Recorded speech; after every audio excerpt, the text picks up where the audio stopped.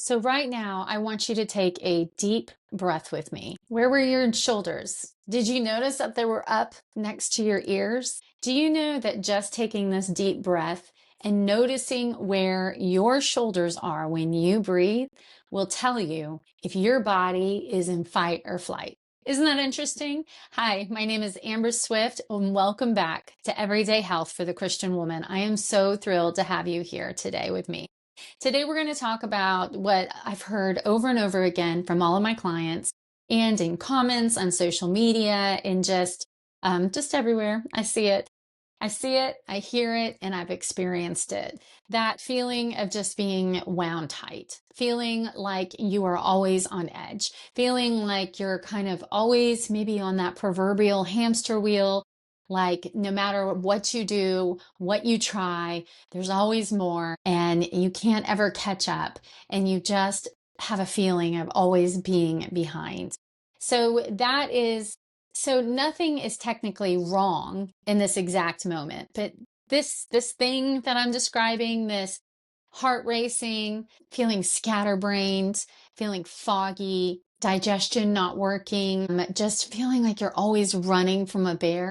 That is a nervous system that is dysregulated. It is the fight or flight that we all hear so much about. And so today on Everyday Health for the Christian Woman, we want you to have very practical steps of how to handle this because this is no way to live and it isn't healthy for you.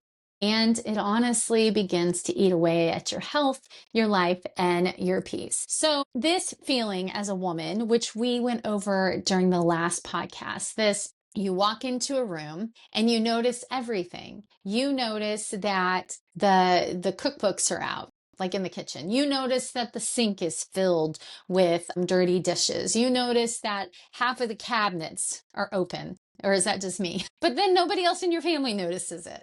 That feeling of always being on, never being able to be off. That feeling of just running, running, running. It's this way that God created us as women that enables us to be able to take care of the kids, the house, the friends, and even volunteer maybe at church, at school, and then to be able to also do your work well. It's this way of just always being able to multitask. But I actually have a sign on my window above my sink, and it's a reminder to myself. And I want to give this reminder to you today. Slow down, be fully present. The brain really can only truly focus on one thing at one time. So we have this ability as women to do all of the things, to multitask, to throw all of the plates up in the air. But is it really the healthiest thing for us? And now, because of technology, we can also be available 100% of the time to everybody. And we can take in all of the information 100% of the time. And then we wonder why we hit this age where it feels like all of these plates that we have thrown up in the air and juggled all the time now are crashing. Am I describing you? I know that I'm describing myself. There was definitely a time where that was me. And I do remember telling my husband, I feel like I'm on a hamster wheel, but I'm going nowhere. So when this going on and on and on and throwing all of the plates up in the air and juggling everything and running on that hamster wheel, when that becomes a way of life, day after day, week after week, and month after month, and year after year, that is when there's that one last event, right? We always call it what? The straw that broke the camel's back. It always seems like there's that one last event, that one final event, that when we look back, or maybe you're in the middle of this, that you're like, wow, this is when I begin to fall apart. But it really isn't that. That's just like the icing on the cake. And so that is part of my story. I had been doing so much. And if you've listened to this podcast long enough, you've heard bits and pieces of my story. But my straw that broke the camel's back, so to speak, was a detox. I was having a lot of symptoms. I was not sleeping at night. I was bloated. I was slowly putting on weight. I was 39 years old at the time. And so I tried a detox because so often that's what we do, right? I'm having all these symptoms. I don't know what to do. Well, oh, my body must be overloaded with toxins. And so then we do a detox. And most of the time, what ends up happening is that you are far worse off than how you began. So when your body is in this state of chronic stress, right? Maybe you've lived in this your entire life. Maybe you are that woman who is very, reliable and a go-getter and the woman that every organization wants to be a part, wants you to be a part of it. Maybe you're that woman. And today I want to tell you that it is time to step back, to look at the life, the beautiful life that God has gifted you with, and truly get very honest with yourself, with the Lord, and ask, is this what I'm supposed to be doing? Is this what I'm supposed to be doing? All of these things, whatever this is, whatever that is for you, is this what you're supposed to be doing? Because I want to remind you that God cares about you, not just what you do. He really truly cares about you, your life, your health, your wellness, your precious life. He really does truly care about you. So if you are that type of woman who is running from a bear all the time, who is doing all of the things, who is throwing, juggling all of the plates and doing everything with excellence and excess, but it is excellent, but with excellence, and you are doing all of these things and you're starting to have these symptoms, I want to encourage you today to step back, to reevaluate. And it's okay because remember, your worth is not tied to what you do. It is simply who you are and whose you are. That is where your worth lies. So I want to start there. I want you to write down exactly what your commitments are each day and each week and each month and see what it is that you are doing. And are these all the things that God has called you to do?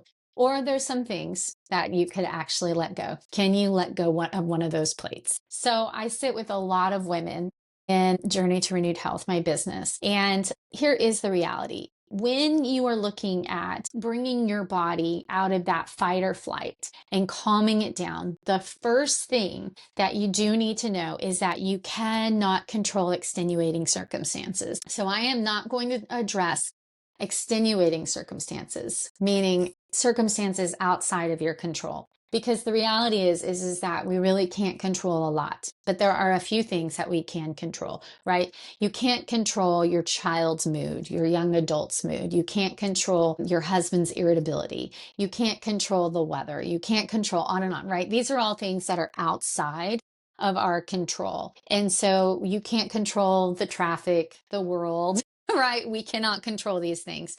And that is so important to remember that God has given us self-government but not others' government. We cannot govern other people. We can only govern ourselves. And so maybe the life that you are living, it feels like too much. So this is where you do need to start, is thinking about this, that you can only govern yourself. And because what we want to do is to begin to bring your body out of fight or flight. We want to regulate your nervous system.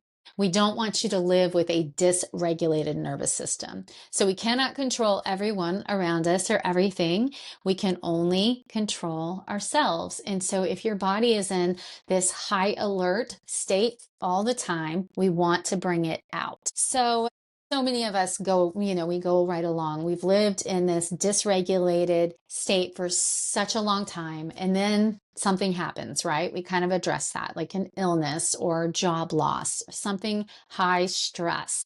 And then that is the icing on the cake, right? That is where all of a sudden you look back, like I can look back after I did that detox and what happened. I developed 7 cavities after never having one. Like maybe I had one in a baby tooth. I went into the early onset of menopause. My entire body became just inflamed and just continually in pain. So I can look back and I can see that detox was kind of like the icing on the cake, but there were so many other things leading up to that. My body, it was just the final straw. So, and then after that, right, all of the symptoms. So what we need to look at is that body that is living in chronic stress. So first, let's talk practically. I want you to leave with a few things that you can begin doing today. A few things to bring your body out of fight or flight, to begin to regulate a nervous system that is dysregulated. And some of these things might just seem so simple, but really they do all add up, right? It's 1% changes. So Epsom salt baths, they are filled with minerals. Most of the time when somebody feels very anxious, often they are mineral deficient. So beginning to take Epsom salt baths, this is a great way to wind down your evening. Get in a bath with 2 cups of Epsom salt, 10 drops of lavender. Do not take your phone, light some candles or put your essential oil diffuser on, read a book, or just do nothing. Just sit there in silence and pray. This will set you up for a better night's sleep, which will then set you up for a more calm day the next day. So Epsom salt baths. Breathing practices, like I mentioned at the very beginning. If you notice every time you take a deep breath, your chest moves instead of your stomach, your diaphragm. This is what we call stress breathing. So throughout the day, practicing deep, deep diaphragmatic breathing.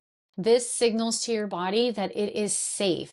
This is giving your body the oxygen it needs. Every aspect, every part of your body needs oxygen.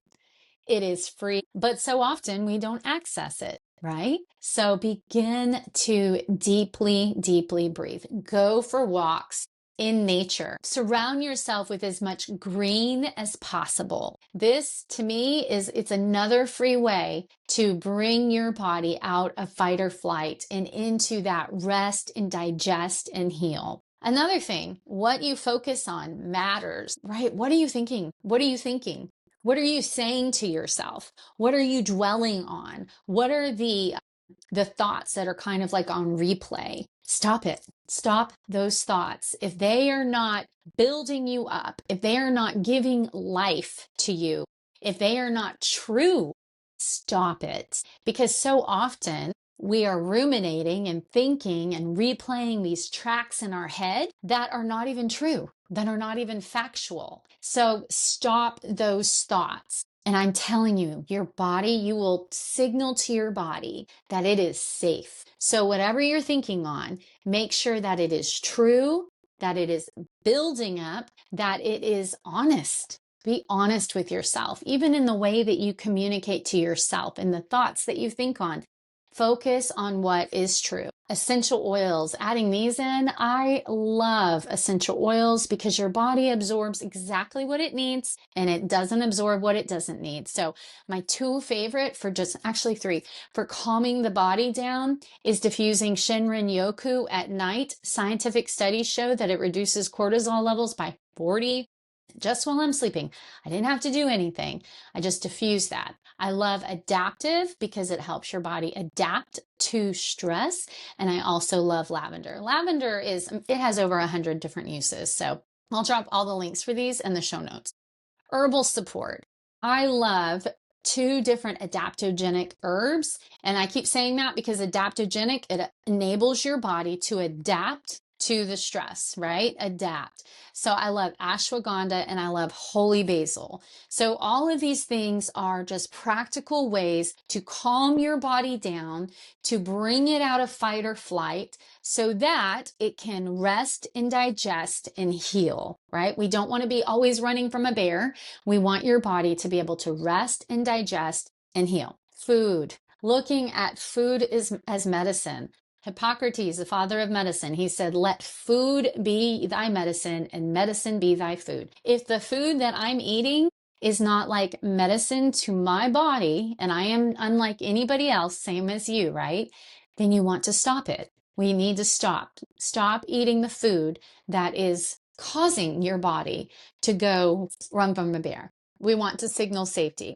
So here's something that's really important because maybe you're like, Amber, I've done the baths, I've done the breathing, I've prayed, I've tried to let go of things that I have no control over, and I still feel miserable. My stomach is just a wreck. I am anxious all the time, even with doing these things. I am, putting weight on. I have no energy. I'm exhausted all the time. I can't focus. I've done literally all of these things. So here's what is so important to remember. It's a dual. It's dual. It's supporting your nervous system and then identifying what's going on at the gut level. And the reason why this is so important is because your gut has over 100 million, maybe even trillion. I always flip that, but a lot of nerve endings. And so this is imperative. It is so imperative to not only calm your nervous system down, but support the health of your gut, because we're one body, right? And one cannot fully support the other. It's got to be both your nervous system and your gut health working together. So it's so important. So when your gut is out of balance, your nervous system feels it. It directly affects your nervous system.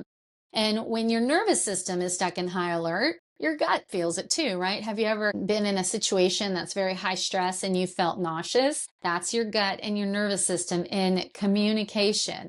So some things that you do need to address, and these are things that I look at with all of my clients.